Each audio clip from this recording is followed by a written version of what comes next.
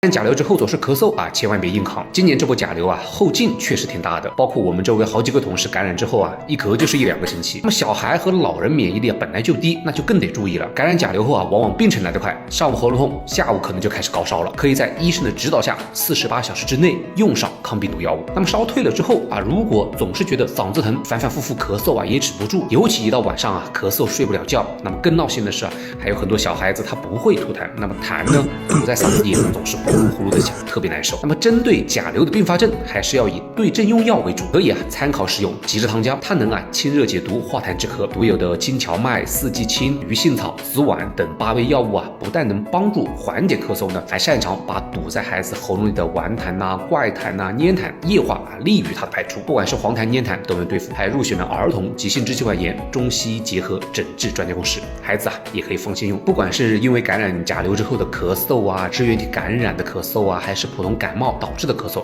都可以对症来用它。另外咳嗽期间就别吃各种辛辣油腻的东西了，饮食清淡一点，我们咳嗽好了再说。